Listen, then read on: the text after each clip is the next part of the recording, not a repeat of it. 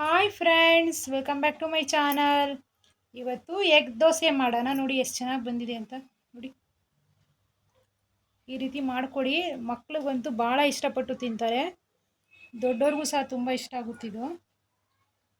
ಈ ದೋಸೆ ಸಂಪಣಿ ಮಿಕ್ಕಿರ್ತದೆ, ತಿನ್ನೋಕೆ ಬೇಜಾರಾಗುತ್ತೆ. ಅದೀಗುವಾಗ ಈ ರೀತಿ ಎಗ್ ದೋಸೆ ಮಾಡಿಕೊಡಿ, ಇಷ್ಟಪಟ್ಟು ತಿಂತಾರೆ. ಬನ್ನಿ ಯಾವ ರೀತಿ ಮಾಡೋದನ್ನ ನೋಡ್ಕೊಂಬರೋಣ.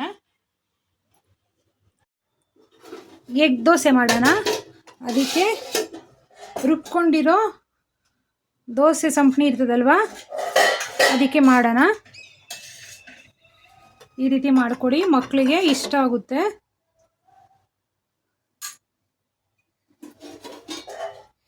ಈರುಳ್ಳಿ, ಕರಿಬೇವು, ಹಸಿಮೆಣಸಿನ್ಕಾಯಿ, ಕೊತ್ತಂಬರಿ ಇಷ್ಟನ್ನು ಕಟ್ ಮಾಡ್ಕೊಂಡಿದ್ವಿ. ಎಲ್ಲವನ್ನ ಇದರಲ್ಲಿ ಸೇರಿಸ್ಕೊಳ್ಳಿ.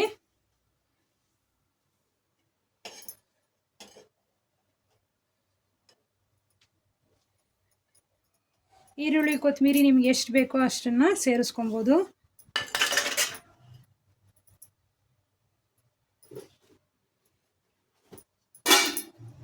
ಈಗ ಈರುಳ್ಳಿಗೆ ಮೊಟ್ಟೆಗೆ ಎಷ್ಟು ಬೇಕೋ ಅಷ್ಟು ಉಪ್ಪನ್ನ ಸೇರಿಸ್ಕೊಳ್ಳಿ.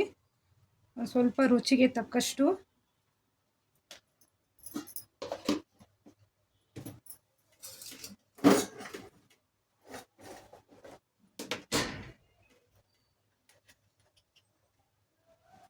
ಪೆಪ್ಪರ್ ಪೌಡ್ರ್ ಸೇರಿಸ್ಕೊಳ್ಳಿ, ಒಂದು ಅರ್ಧ ಸ್ಪೂನಷ್ಟು.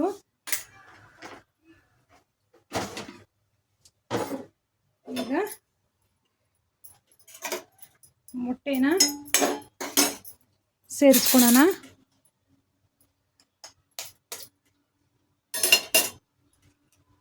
ಈಗ ಒಂದು 3 ಮೊಟ್ಟೆನ ತೊಗೊಂಡಿದ್ದೀವಿ.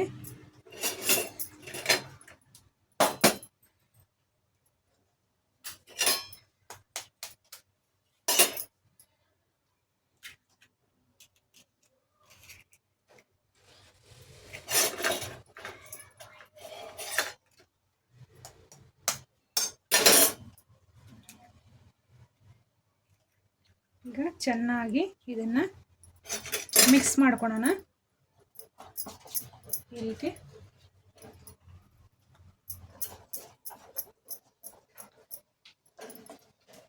ನೋಡಿ, ಇವಾಗ ಈ ರೀತಿ ಬಂದಿದೆ. ಸ್ವಲ್ಪ ನೀರನ್ನ ಸೇರಿಸ್ಕೊಳ್ಳೋಣ. ತುಂಬ ಗಟ್ಟಿ ಆಯಿತು.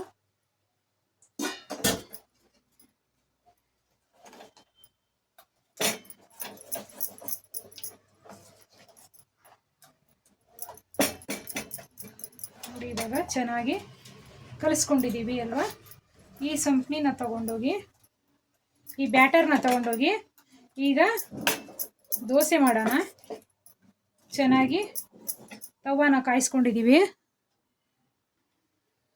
ಈ ರೀತಿ ತವಾನ ಚೆನ್ನಾಗಿ ಕಾಯಿಸ್ಕೊಂಡಿದ್ದೀವಿ.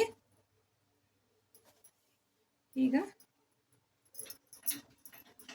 ಮೊದಲಿಗೆ ದೋಸೆ ಹಾಕೋಕೆ ಮೊದಲೇ ಈ ರೀತಿ ಚೆನ್ನಾಗಿ ಒರೆಸ್ಕೊಬೇಕು. ಈಗ ನೋಡಿ, ಈ ರೀತಿ ಚೆನ್ನಾಗಿ ಮಿಕ್ಸ್ ಮಾಡ್ಕೊಂಡಿದ್ದೀವಲ್ಲ, ಇದನ್ನು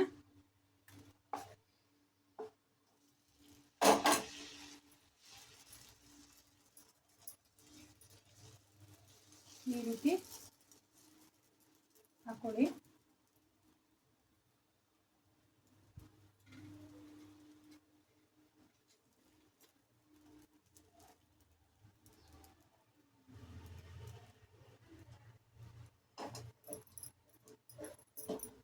ಪೂರಿನ ಸ್ವಲ್ಪ ಹೈ ಫ್ಲೇಮಲ್ಲಿ ಇಟ್ಕೊಂಡು ಮಾಡೋಣ.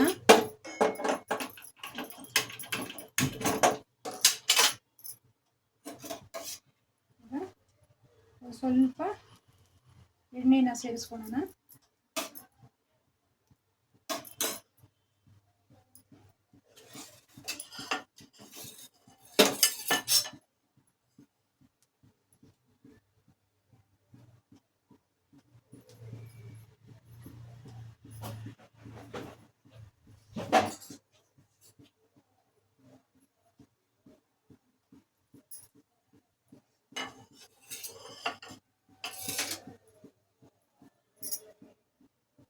ಈ ರೀತಿ ಹೈ ಫ್ಲೇಮಲ್ಲಿ ಇಟ್ಕೊಳ್ಳಿ.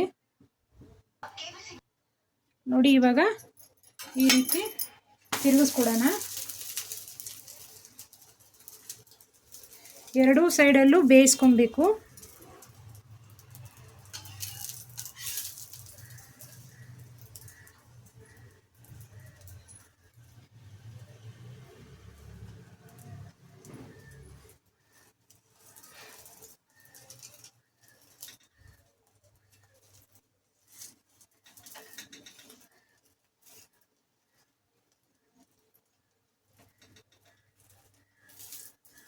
ಇವಾಗ ಎರಡೂ ಸೈಡಲ್ಲೂ ಬೇಯಿಸ್ಕೊಂಡಿದ್ದೀವಿ.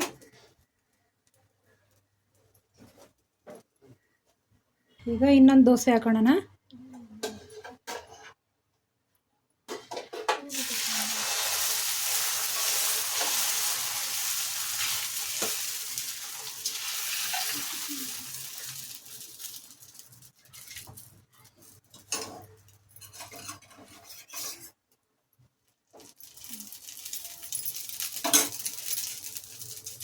ಈ ರೀತಿ ಎಣ್ಣೆ ಹಾಕ್ಕೊಂಡು ಒಂದೆರಡು ನಿಮಿಷ ಕಾಲ ಬೇಯಿಸ್ಕೊಳ್ಳೋಣ. ಸ್ವಲ್ಪ ನಿಧಾನಕ್ಕೆ ಬೇಯೋದಿದು.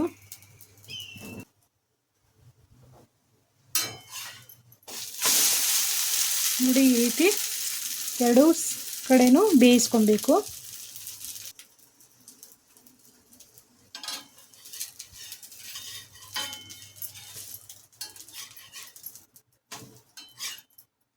ಇನ್ನೊಂದು ಸ್ವಲ್ಪ ಬೇಯಲಿ.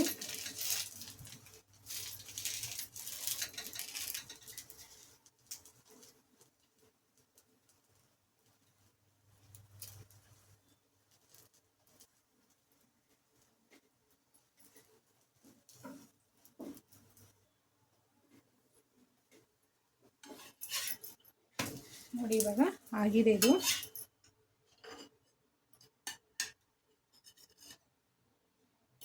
ನೋಡಿ ದೋಸೆ ರೆಡಿಯಾಗಿದೆ.